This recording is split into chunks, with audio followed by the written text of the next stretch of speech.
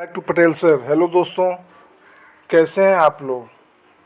तो आज मैं वर्ल्ड ज्योग्राफी से कुछ प्रश्न आपके सामने रख रहा हूं, है ना। बड़ा महत्वपूर्ण प्रश्न है ये, गौर कीजिएगा इस पे।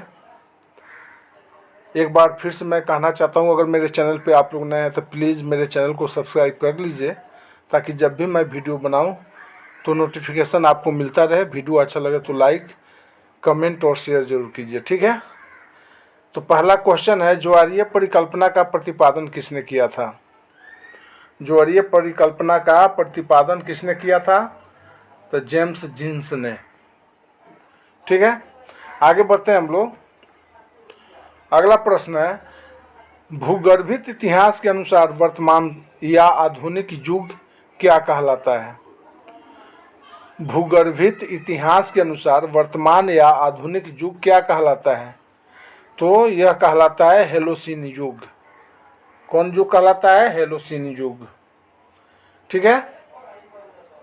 नेक्स्ट क्वेश्चन है, 23.5 डिग्री उत्तरी अक्षांश रेखा कर्क रेखा कहलाती है। याद रखिएगा इसको, 23.5 डिग्री उत्तरी अक्षांश रेखा कर्क रेखा कहलाती है। तो 23.5 डिग्री दक्षिणी अक्षांश रेखा को क्या कहते हैं, तो इसे मकर रेखा कहते हैं। कौन सी रेखा कहते हैं, मकर रेखा कहते हैं, ठीक है ना। इसको मकर रेखा कहते हैं। यहाँ 23.5 डिग्री उत्तरी अक्षांश रेखा को कर्क रेखा अगर कहते हैं, तो 23.5 डिग्री दक्षिणी, है ना, अक्षांश रेखा को मकर रेखा कहते हैं। याद रखिएगा इसे। नेक्स्ट क्वेश्चन है, दो देशांतर रेखाओं के मध्य की दूरी, दो देशांतर रेखाओं के मध्य की दूरी 111 किलोमीटर होती है। दो अक्षांशों के बीच की दूरी क्या है। दो देशांतर रेखाओं के मध्य की दूरी 111 किलोमीटर है, तो दो अक्षांशों के बीच की दूरी 111 किलोमीटर लगभग होगा, ठीक है ना। यहाँ है, यहाँ। अगला प्रश्न है, दो देशांतर के बीच समय का अंतर 4 मिनट, अतः 0 डिग्री देशांतर से 15 डिग्री देशांतर के बीच समय अंतर क्या होगा, तो यह समय अंतर होगा 60 मिनट या 1 घंटा का। तो 60 मिनट को ही 1 घंटा कहते हैं, ठीक है। अगला प्रश्न है, पृथ्वी के घूर्णन की वास्तविक अवधि कितनी है। पृथ्वी, हमारी पृथ्वी जो घूर्णन करती है ना, तो उसकी वास्तविक अवधि समय कितनी है, यानी कितने घंटा में वह घूर्णन कर लेती है। तो 23 घंटा 56 मिनट, या इसे 4.09 सेकेंड कह सकते हैं, ठीक है। तो 23 घंटा 56 मिनट 4.09 सेकेंड। पृथ्वी के घूर्णन की वास्तविक अवधि 23 घंटा 56 मिनट 4.09 सेकेंड है, ठीक है। ये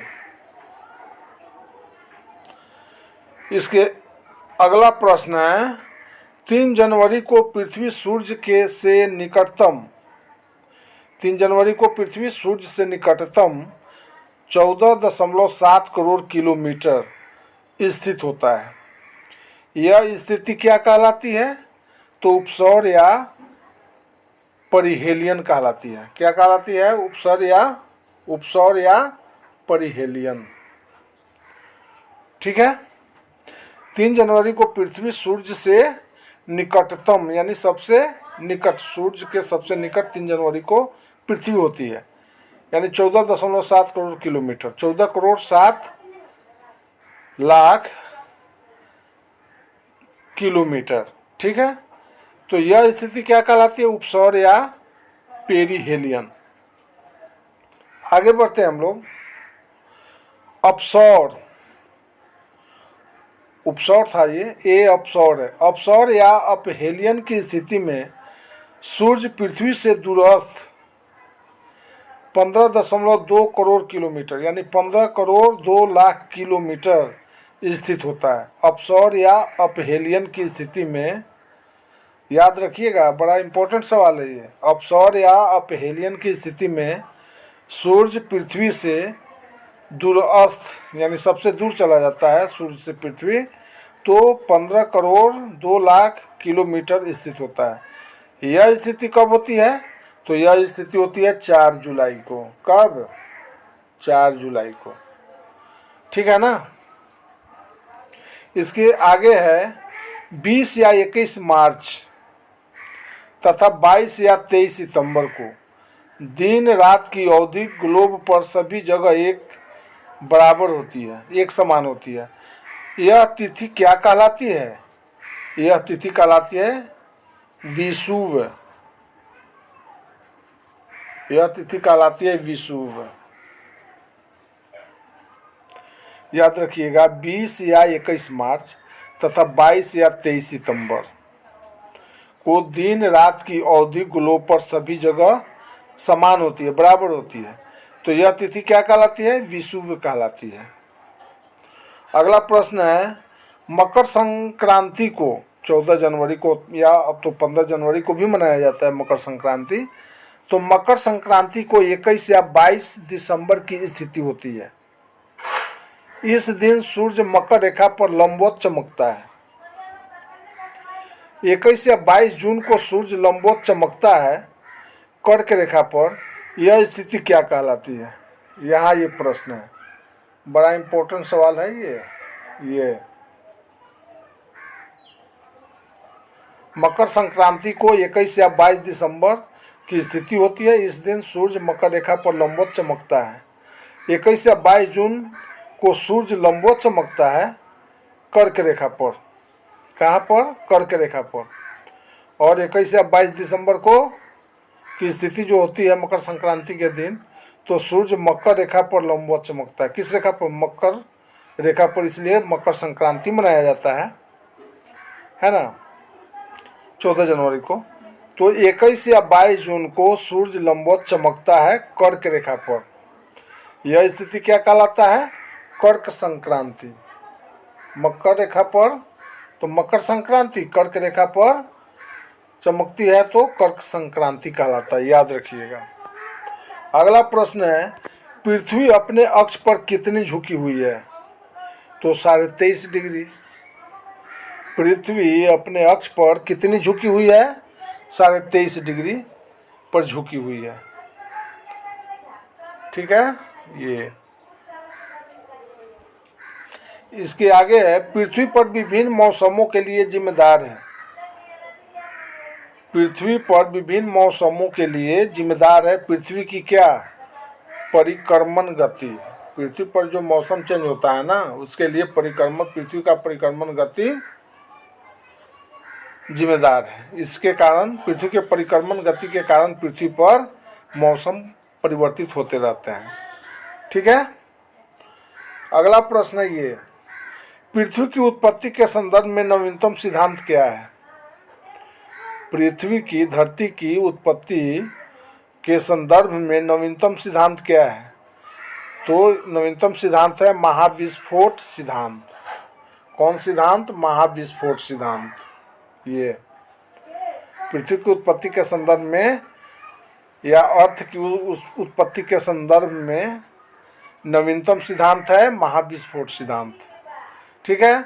अगला प्रश्न देखिए उससे आगे, पृथ्वी की आकृति को क्या कहा जाता है? पृथ्वी की आकृति को क्या कहा जाता है? तो भूआब या जियोड कहते हैं इसको। पृथ्वी की आकृति को भूआब या जियोड कहते हैं, है ना। पृथ्वी की आकृति को क्या कहा जाता है? भूआब या जियोड।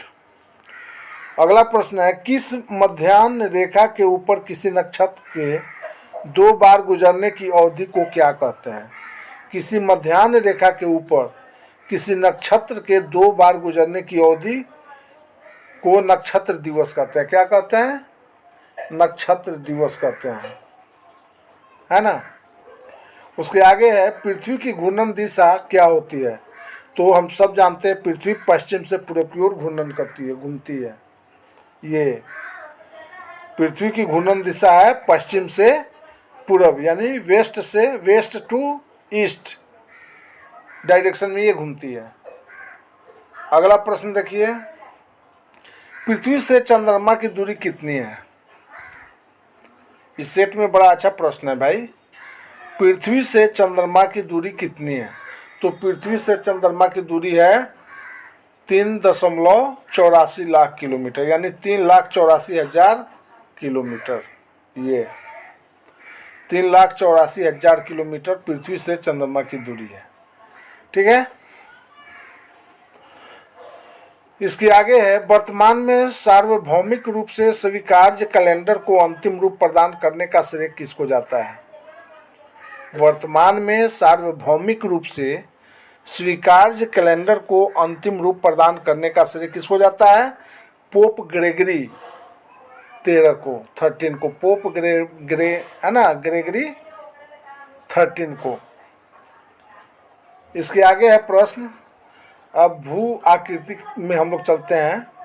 अगला प्रश्न है, ठोस भाग में अत्यधिक गति से प्रवाहित होने वाली भूकंपीय लहरें क्या कहलाती है? तो प्राथमिक या लंबवत लहरें कहलाती है। क्या कहलाती है? प्राथमिक या लंबवत लहरें। ठोस भाग में अत्यधिक गति से प्रवाहित होने वाली भूकंप लहरें क्या कहलाती है? प्राथमिक या लंबात्मक लहरें कहलाती है। अगला प्रश्न है, महाद्वीपीय तथा महासागरीय नीतल की उत्पत्ति के संदर्भ में चतुष्फलक सिद्धांत के प्रतिपादक कौन थे? तो लोथियन ग्रीन थे। ये लोथियन ग्रीन थे।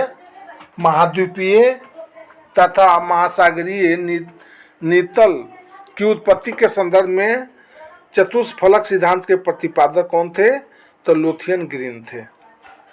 इसके आगे है, कार्बोनिफेरस युग में समस्त स्थल भाग एक ही स्थल खंड के रूप में संलग्न था, जिसे पैंजिया कहा जाता था। इसके चारों ओर विशाल जल भाग क्या कहलाता था? है ना, तो पैंथालामा कहलाता था। इसका विशाल चारों तरफ जो जल भाग था वह पैंथलासा कहलाता था, पैंथालासा। एक बार फिर से इस प्रश्न को सुनिए, कार्बोनिफेरस युग में समस्त स्थल भाग एक ही स्थल खंड के रूप में संलग्न था, जिसे पैंजिया कहा जाता था। इसके चारों ओर विशाल जल भाग क्या कहलाता था? तब पैंथालासा कहलाता था, है ना। अगला प्रश्न है, क्रीटेशियस युग में स्थल के दो भाग थे। क्रीटेशियस युग में स्थल के दो भाग थे। उत्तरी ध्रुव के पास का स्थल भाग लारेशिया लैंड कहलाता था, जबकि दक्षिणी भाग का गोंडवाना कहलाता था। ये याद रखिएगा, है ना। उत्तरी ध्रुव के पास के स्थल का भाग लारेशिया लैंड कहलाता था, जबकि दक्षिणी भाग गोंडवाना लैंड कहलाता था।